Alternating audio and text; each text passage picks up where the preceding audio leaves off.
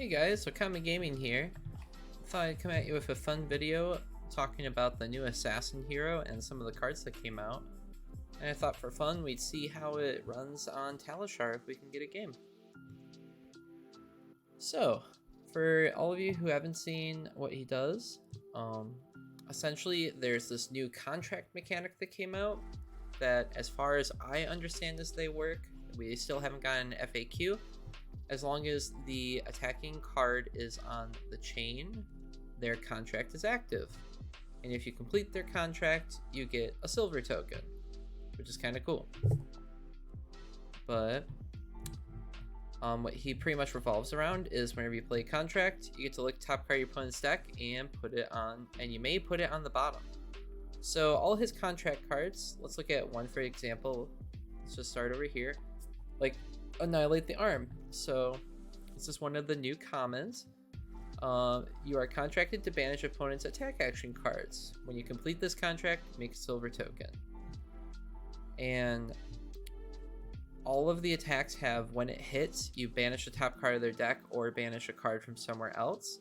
So essentially, if you can play, every time you play your contract card, you get to look at your opponent's top card of their deck, and if you keep it on top because it's an attack action or something and you're trying to banish it to get that silver token, or if what you're trying to hit isn't on top, you can put it on bottom, or if it's a card you really don't want your opponent to have, you can just put it on bottom no matter what it is. This is a very powerful hero power for the right players, and I think he's going to be very fun. I am very excited to see the rest of the support he gets. But for now, I thought I'd show you guys a few ideas I have for the deck, and we'll see how it turns out. But yeah, let me get right into it. So starting off with Annihilate the Armed, the card I was just talking about. It is just one of the contract cards. I just put all the contract cards in here because I'd like to give them all a try. And it seems this hero really would like to make silver tokens because of things that I will show you later. They're very fun. We're just going to go over the contract cards first, and then I'll go over the support cards that I put in. So cut to the chase. This is the first attack reaction card that I decided is actually pretty good for this deck. It is a 0-drop that just gives an assassin attack with contract +3 attack. And then you get to do your hero power again. This card just has your hero power on it. It's actually very good. So you can attack if you contract, maybe put it on the bottom, and then you get to attack react and do it again. It's very solid because the card doesn't have contract itself, and already it's good because it's a 0 for +3 and it blocks for 3. One thing I really like about this deck is it's pretty much a block trade deck, so you have a lot of good value for blocking, and then you just come back for little chunks of damage that also disrupt your opponent's gameplay. Very, very nice. So I decided to run the reds and the blues of this because there weren't many good blues for this deck that I could think of that I liked. I like having 3 block blues in my decks for the most part, so this was one of the better ones I felt, because all the attacks are just 3 base attack, which isn't amazing, but they still do something at least. For the most part, you're going to be pitching blues anyways and blocking with them. You're not really going to be attacking them that often. I think this has more of a use than the rest of the cards for blues. And for the next contract card, Fleece the Frail. So this is a contract where you're contracted whenever you banish a card with 2 or less defense, and then you get a silver. And this one also just banishes the top card. Most of them only banish the top card. There's a couple specific ones that banish other things, which I'm very excited to show you, which is next. But this is very good because it's a 0 cost attack for 4, which is just good value. Even though it has no go again, that is a big part of the deck. Most of the deck doesn't have go again, but we have ways to give go again. I made sure to add some in the deck, and that way we might have some really big turns, because if we get 2 contracts out, if we can trigger either or of those contracts to get those silver tokens, as long as they're both face up in the arena on the chain. Alright, so here's the first really good contract. So this is a 0 for 4 Whenever you banish a red card, which most decks in this game right now are running a lot of reds, create a silver token, and then when it hits, you banish top of their card of their deck and one card from their arsenal. So right off the bat, they gave assassins a CNC for 0 that attacks for 4. It's just so good. There is nothing bad about this card. This card is insanely strong. I think this is one of, if not the best card that has been revealed from this set so far. This card has insane value on it. 0 for 4 and blocks 3. So it pushes that 4 breakpoint, and you have attack reacts in most of these builds. And on top of it, it gets rid of arsenal and top of deck. It's not just one or the other, it's both. It's a very powerful card. And for the next contract is you're contracted to banish reaction cards. This one's a little bit weaker. You're not often going to banish reaction cards most likely, because most people are probably going to be trying to aggro you down because you're more of a mid-range deck. So this is just kind of in here because it's a 1 for 5, just like most of the other ones that cost 1. So it's just more damage and more banish the top of their deck. And at worst, it blocks 3. But it's another contract to trigger your hero power, and because I feel like the hero power is going to be huge for this deck. Alright, for the next big majestic. So we got Payday. This is a blue for the deck that blocks 3. If you complete a contract this turn, create 4 silver tokens. Now, I know we haven't gotten to it yet, but the silver tokens are very important to the Assassin's gameplay, so this card is actually very good. If you can get your Go Again off of something, just anything, which we have a few ways in this deck to give Go Again because that's what I like to do. So if you got Go Again and complete a contract, you can make a lot of silver at the end of your turn. But at worst, it pitches for blue. And then for our next contract card is whenever we get rid of a card that costs 1 or less. And that's not too hard to do. There's a lot of aggro decks, and what's great is it's another 0 for 4. 0 for 4 play styles are some of my favorite. Just with this deck, I can imagine a lot of the times you're just gonna block 3, like block with 3 cards from hand, and then just do a 0 for 4, just because you get good value off of that. You block 9 damage, come in for 4. Very good block trade value. Alright, now onto his specialization. So this one, I feel like there's no reason not to run this, because you can always just block with it if you can't get it off, and it's a blue for pitching. So this is very interesting. You only get to run 1. It's a legendary, and if you hit a royal hero, they lose the game. So if you're playing against the Emperor in Blitz, or if they are running the Royal Crown, they lose the game if this hits. And on the other downside is when the combat chain closes, you lose the game. So you cannot play this card if you're just gonna lose. It has to be a finisher, which is very interesting. But the big part is it can't be defended by cards with the same name as cards banished in your opponent's banish.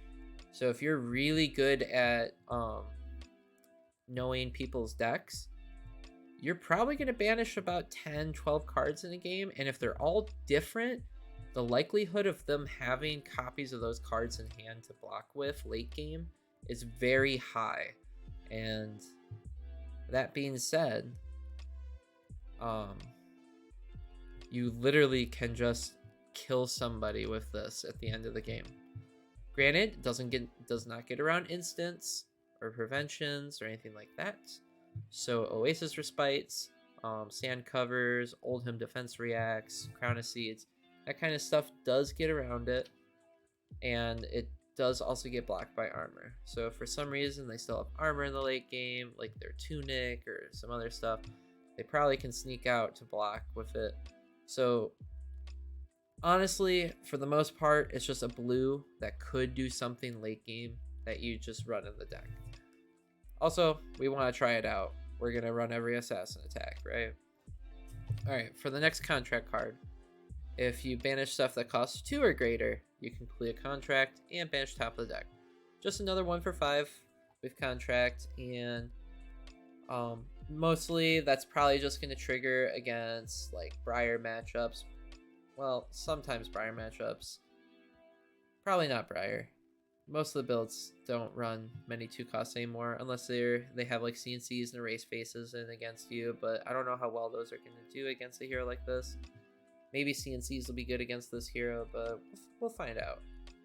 But mostly just Guardians and Brutes that this card will really trigger ever, but it's at least a 1 for 5 with Contract. And then Sack the Shifty, another 0 for 4. And this card's contract is cards with base Go Again, which there's a lot of cards with base Go Again in this game, so could be pretty easy to trigger, but at worst it's a 0 for 4. And then here's our second attack reaction, which is a very good card. So it gives target card that's defending an assassin attack -4 armor. It's just very good. So it literally says, counter your Sink Below, counter your Fate Foreseen. I am going to hit you. They have to double Sink Below or double Fate Foreseen to block your 0 for 4. This card I think is very strong. Helps trigger your on hits. I don't see any reason you wouldn't run 3 of these. Card is super good. It even stops equipment.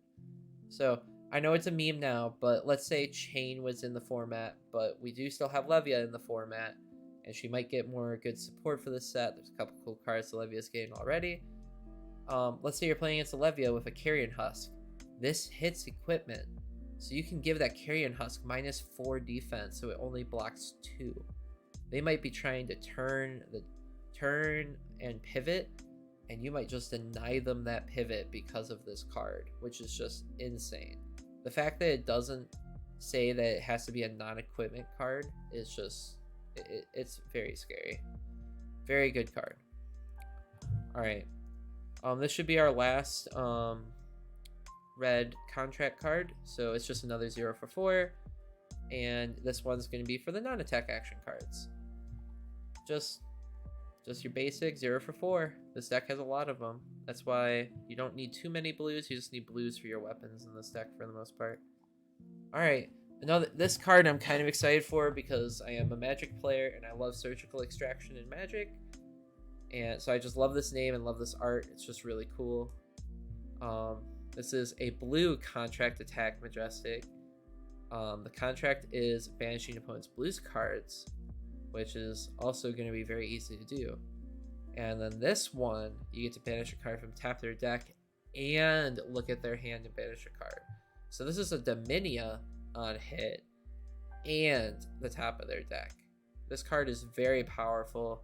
This card will swing a lot of turns because you could get rid of their only blue that makes their hand good. You could get rid of their only attack. Like if you're playing against a Briar and they draw 3 non-attacks in an attack and they can't block this fully, and you just get rid of their only attack, they just lose their entire turn. Like, there's nothing that they can do to you that scares you. So this card, I think, is going to be very strong, just because you get to choose what card. You look at their hand and banish a card. It is very powerful, especially with all these attack reacts in here. Alright. So I'm going to go through the equipment first before I go through the support cards, so then this makes a little more sense. So for the assassin weapons that they gave us one-handed daggers that cost 2 to attack with Go Again. Not bad. They attack for 1, so they're kind of like Kodachis, but you don't have to pitch anything to give them Go Again. Instead, they cost 2 instead of 1, which I think is fair. And then they have a new ability called Piercing 1. So if it's defended by an equipment, it has +1 attack. So no more of that little block 1 to defend the dagger, because then it gets +1. I think it's interesting. I don't think it's an amazing effect, but I think it's cool. It makes it really hard too for Ramparts to block these, because Rampart just Rampart literally does nothing to these daggers, which is kind of cool for the Oldhim matchup. I think it'll be very good against the Oldhim matchup. And then they also have an on-hit effect, which is really good. So when this hits a hero, the next time they defend with 1 or more attack action cards, all those cards get -1 while defending. So let's say you have 2 blues in hand, and you start off your turn just Spider Bite, Spider's Bite, and they just take both of them because it's only 1 damage apiece. Now when they block for the first time, all of their blocking attack actions have -2. That's very strong. I think these daggers are very good. And yeah, I think they're going to be very powerful and very hard to beat. Alright, so this is the card that really gets this deck going. So this is their legendary. They got legendary legs. Now this is where the silver comes into play. Why are we making silver? What is it going to be used for? We don't want to draw cards. Well, this is what it's used for. So we have battle worn equipment in this deck. That's right, no temper, no blade break. They decided to give battle worn. So while this is in your graveyard, at the start of your turn you can destroy 2 slivers. I'm sorry, I don't know why it said slivers. MTG blur. Okay, so you destroy 2 silvers, and if you do, you get to equip them from your grave. And that does mean that they don't have that counter on anymore. Every time they come back, they can still block 1. It's really good. So you block 1, and then they have an attack reaction.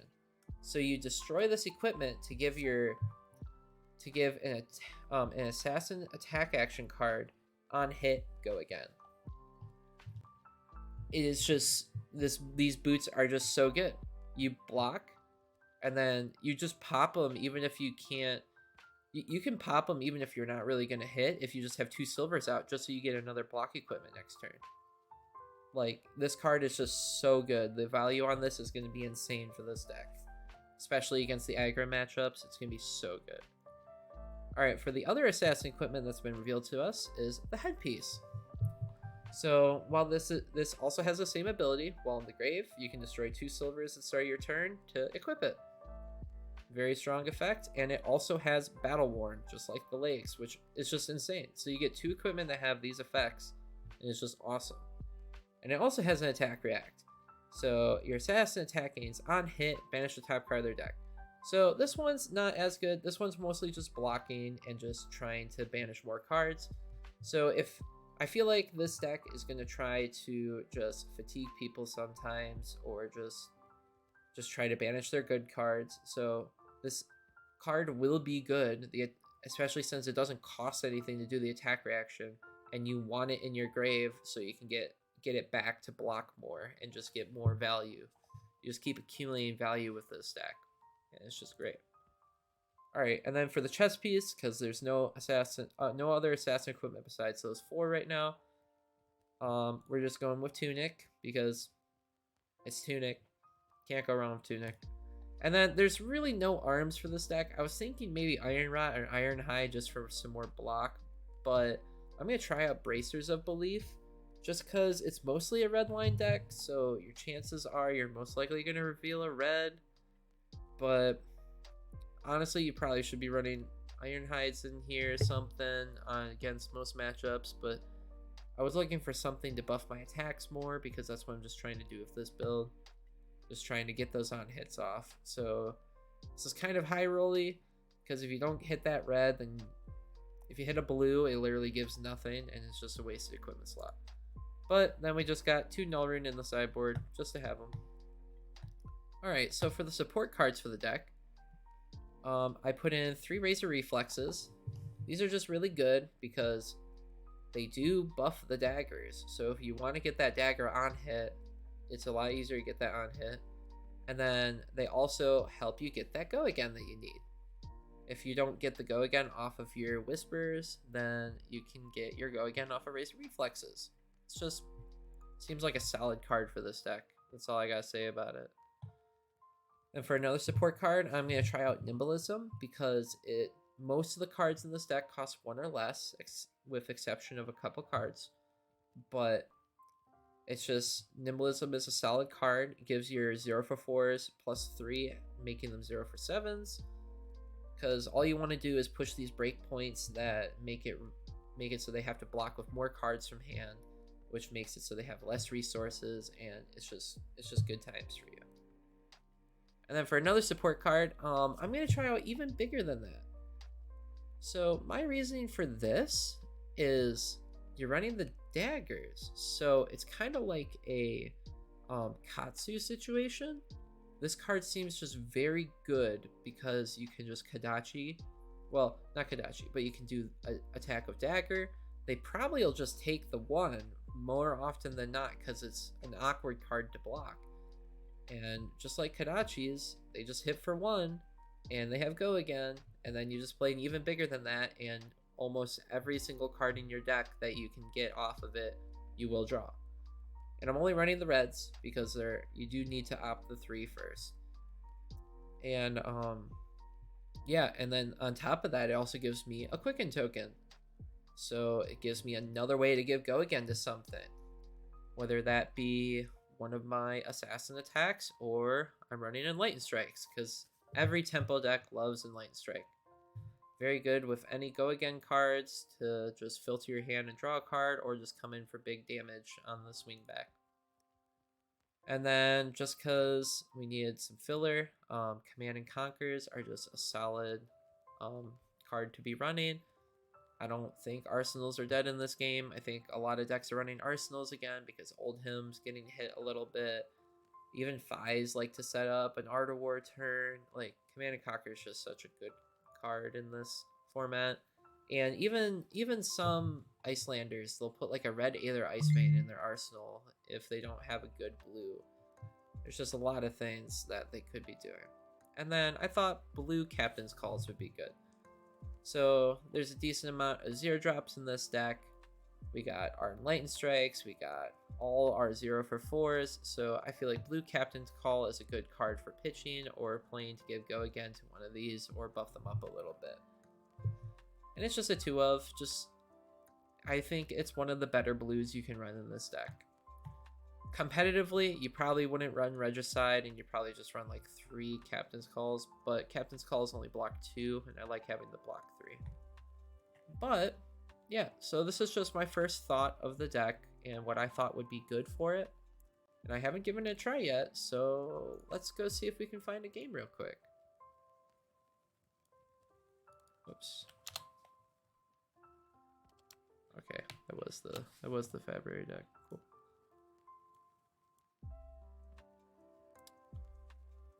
Alright, let's see if this guy wants to play.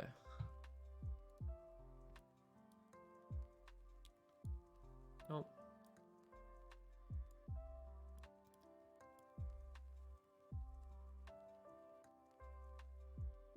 Alright, let's see if we can find someone. I know some people have been complaining about people playing Arakni on the Talishar right now, so we might encounter somebody salty. But we're just trying to have some fun, you know? Trying to learn the hero before he's out. Just have some fun with him. I'm very excited to pick him up. Looks like we're playing against a Dory.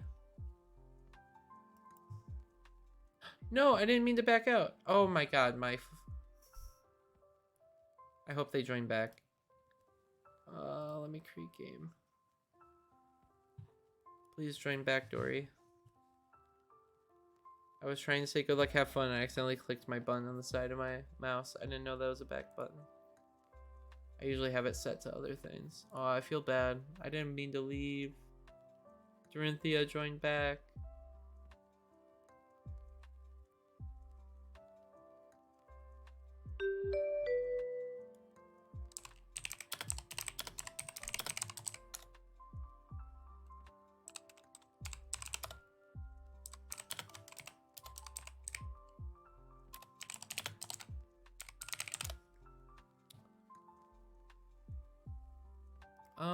Against the Dory matchup, actually probably want to go second. And yep, we'll do that. All right. So let's hope that Talishar actually lets us play this deck correctly. I don't know if they put the contract rules in yet or not, but we'll see. Playing against a Dory though, so let's see. So this is the one with go again. Base go again. Most of her cards have go again. Yep, that doesn't do much. We can block with that. So we'll just block 6 here. Maybe we should have kept the blue for daggers, but that's fine. She has such a fridge that the daggers won't do much this game. Okay. Yep, and then she's gonna get go again because of that.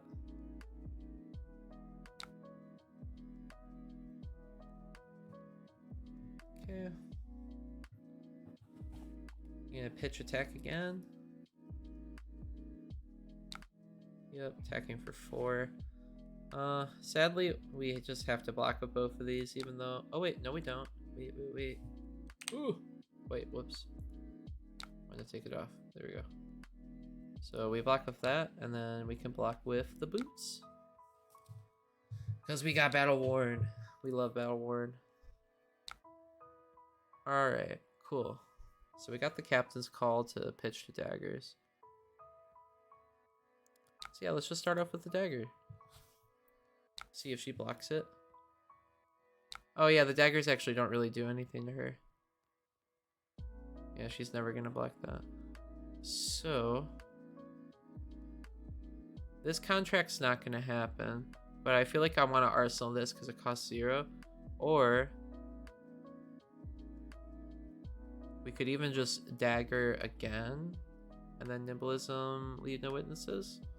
No, we want an arsenal card to try to gain some tempo, so I think we want to arsenal that, play the nimblism here, and just attack for 8.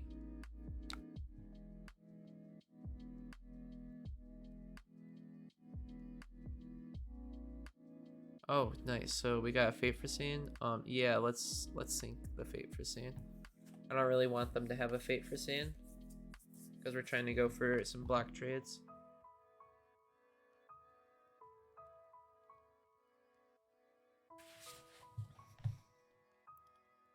Oh, I already love how this deck feels. Oh, they're blocking with a lot of equipment right off the bat. Interesting. Nice. So we got rid of one of their Fate Foreseens. So one of their Fate Foreseens on the bottom now, and they don't know that, but we do. So that's actually pretty good for us. Nice, we got a pretty nice turn coming up.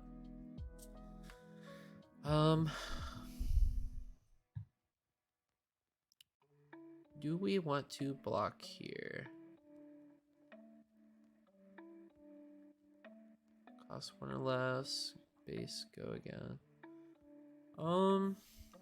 Yeah, we block. I think we block 3 here and just force them to have to... well, they are definitely going to play something. I feel like we just make them have to do something. Yeah, I'm just not going to block. I don't want to trigger their reprise right now. Not going to block this attack. So they're going to have to break bolters if they want go again. Which I'm fine with them breaking bolters.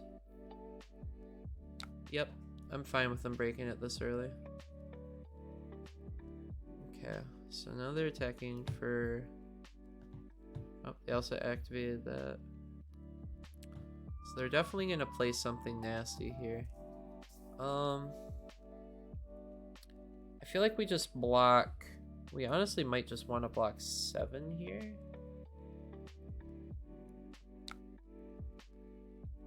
Actually, yeah. I think we actually block 7 and force them to have more than just +3. And then even if they do get the counter, we have a decent attack coming next turn because we have the anti-arsenal. Oh, they got the steel blade. Okay. Nice. Okay. That was pretty good. Alright, so we're gonna attack with that.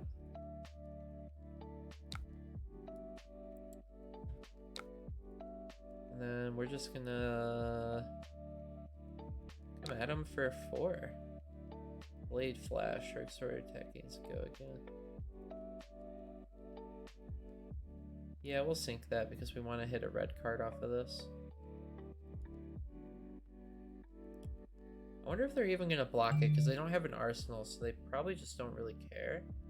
Oh, they did block it. I do think we want to...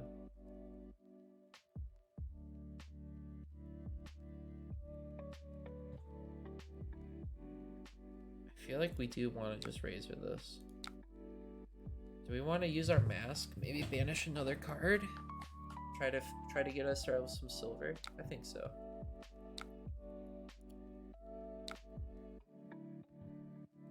Nice. So we hit 2 reds. We hit an unmovable and iron song. Okay, cool. So we got some silver. Nice. So we can pass off of that. We got Razor Reflex so we can Arsenal next turn. Oh, this is nice. Finish opponent's non-attack action cards. It's good. Oh, we got just a solid turn coming up. Wait, attacking for 7. Okay, so Warrior's Valor. Yeah, we don't have much equipment block in this deck, which... So yeah, never mind. It's really good if these had Battle Worn, because it's really hard to block with this deck with equipment. It's gonna have Go Again. The second attack is gonna come in for... But it's only on hit Go Again. So they have to have a 0-drop buff.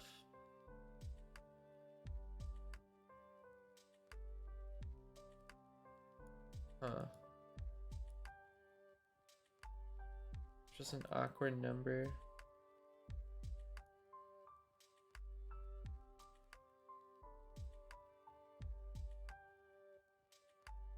Yeah, I don't think we can be aggressive here because it's a Dory. Well, I don't know. She doesn't have really any fridge left. So next turn we'd be coming in for 10. Could go for 13 if we wanted. I think I let this one hit. Because they get Go Again. Which is fine. So yeah, they're going to come in for 4. I do think we might just block 5 here. See what happens. Block the second attack and force them to have the reaction.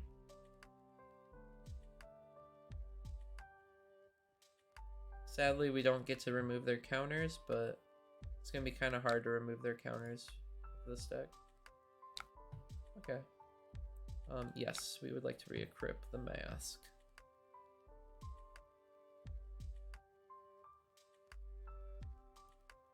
Alright, so we're going to attack for 4 glint. Yeah, we'll put that on bottom. Oh wait, is that... No, it's an attack reaction. That's an attack reaction, so yeah, we did the right thing. I know we might want to banish that, but... Okay, so they're just taking this? That's fine with me. We banish a sink below? Okay. So running a very fatiguey game plan. Here's Valor, okay.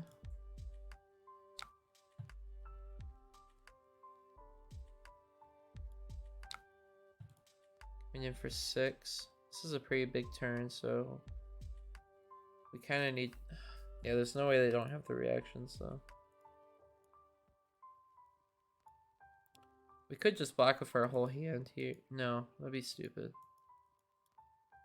This is tough because we need to kind of race her, but we can't really race her. I feel like we just have to let the first one hit like normal. I don't know. It's tough.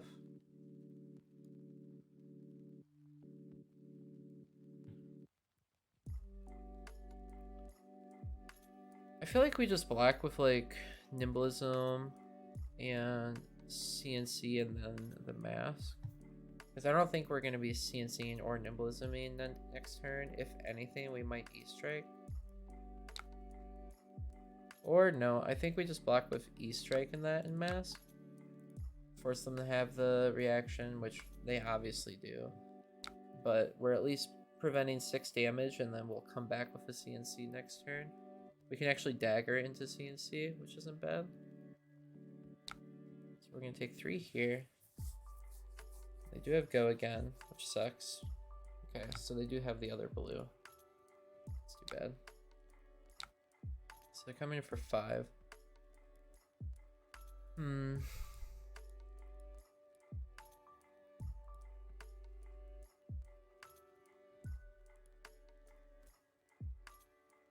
Yeah, we can't let them I feel like we can't let them have that extra counter.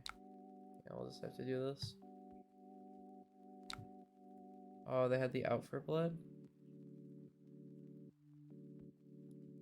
Oh, that sucks.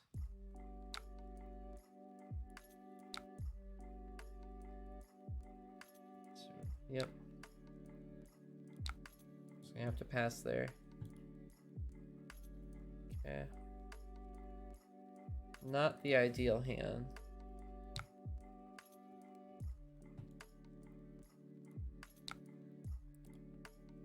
I feel like we just have to block 9 and... Oh, yeah. This is kind of where we just kind of lose this game because we're damned if we do, damned if we don't. And we're not really a deck that can keep up with her.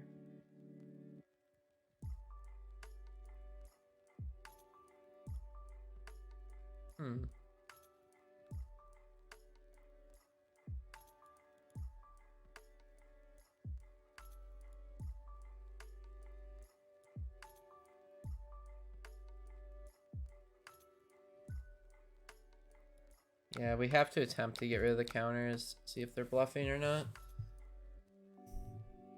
There's just no world that we win this game if we don't full block. Okay, see? So we got their bluff. I do feel like... I feel like I have to Tunic Dagger. Just because even bigger than that doesn't block. Okay.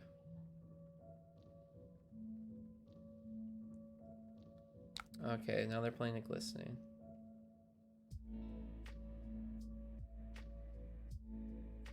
Okay.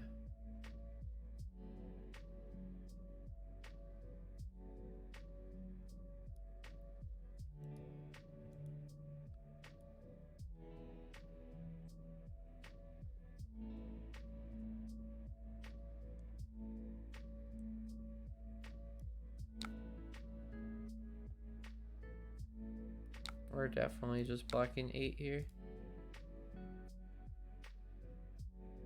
Yep, there's the Twinning Blade. Of course.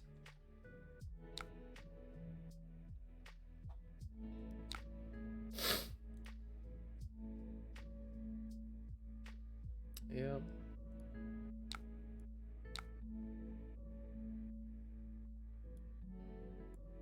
Sucks.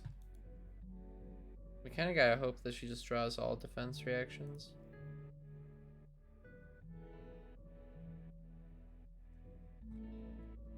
Yeah, it's never gonna happen. Oh boy, here's a courage turn.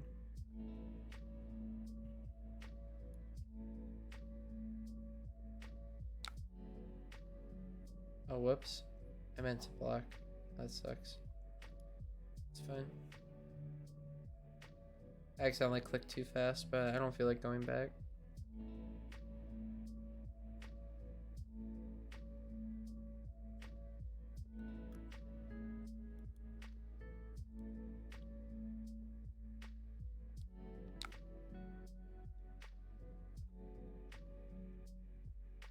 Okay.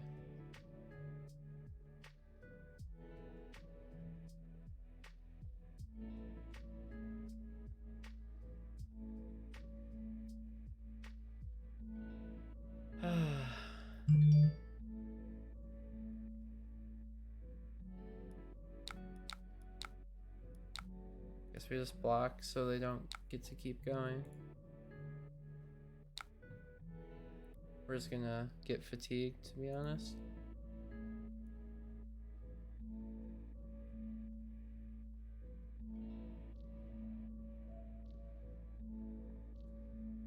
Yep, there's the dominate.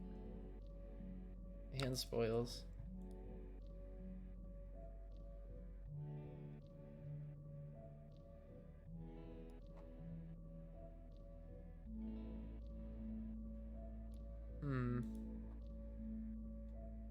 We literally haven't attacked in like 6 turns.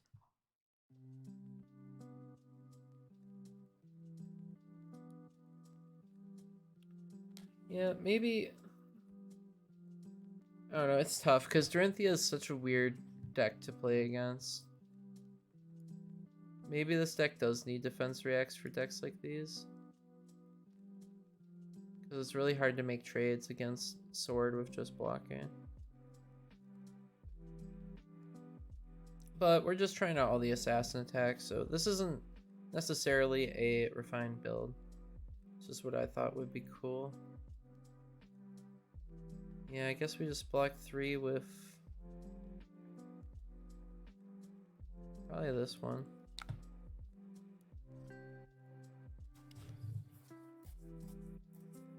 Yeah, I already feel like this is just a bad matchup. But at least for the build I have going, this is definitely not a great matchup. Yep, there's more dominate you're coming for. Cool. Block 3 more.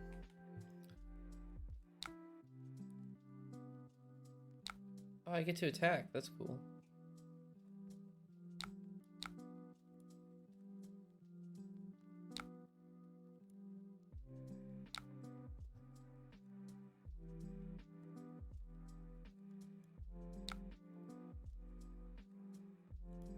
Yeah, I'll put that on bottom.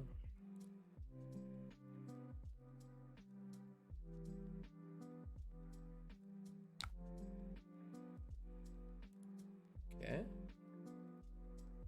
Doing a little filter.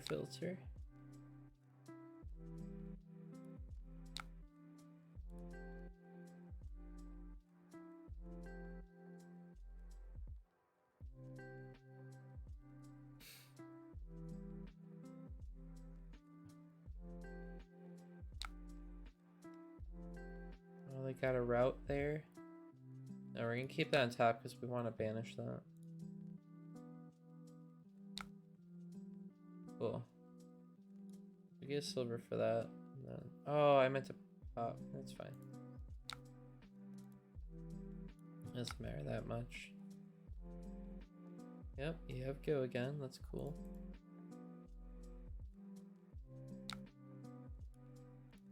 Attacking for 5. That's also cool. We'll just try to block 9 and see what happens.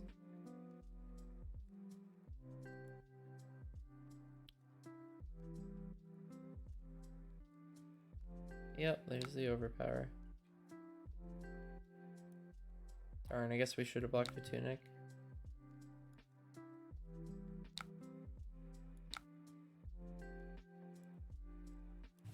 Well, that's game.